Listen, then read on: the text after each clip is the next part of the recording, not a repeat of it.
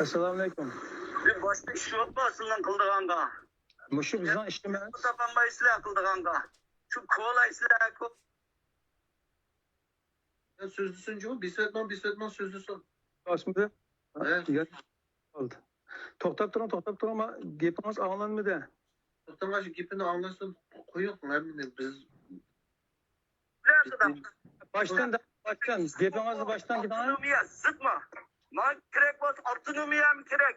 Shu huquqimmi kerak? Uyammi kerak? Oilammi kerak? Urug' tuqqunimmi kerak? Qasım yo'qon gapni qilishsa mustaqillik deb. Mustaqillik osmondan tushadi böyle sana. Siz kim o? Ne iş qilishsa? Qurib ketdi unda siyosatchilarim. Siz- Unda mustaqillikim. Neden bo'lsam, oldi bilan o'zining oilasini yaxshi beklash. Shu jamiyatda yashayotgandagi o'rnini yo'g'on ko'tarish. O'z parlament qichirish. Mana rais bo'l. Bizim turbichi bo'lishi, bizim ulgurchi bo'lishi. Qanday qilib mustaqil bo'lmoqchi aqasim? Quruq gaplarni qilishsa. Adamning haq tiboniya banning. Bu kuchimga tayanib ishlashak bular. Nima u mustaqillikni degan?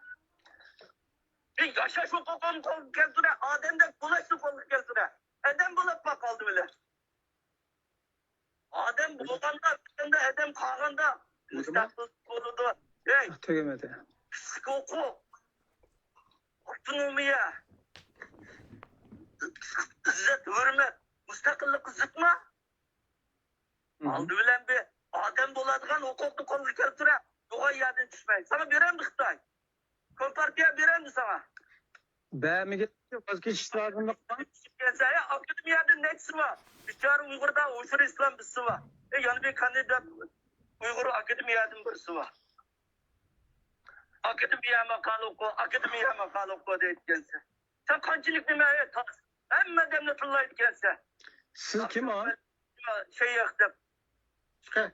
O'zingiz Ya şu Azerbaycan sözlüge benim kimliğimni bilmek istiyorsan çıkar ekrana. Nima? Chiroyli gap qil. Çıkar Neden mi? ekrana. ekran chiqing deydi. Chiqalim siz. Uğraşıtkensen. Zaten neymiş kılışsa müstakillik için. Ya ekranda çıkayım. Haydi. Emine iş kılışa emine iş. Sımızda. Ya bu Ahmetcan. O ekran çıkarmış koyuyorsan bu da o atmaz. Ekran çıkarırsanız Baş oldu aptaya. Mahmut. Yo.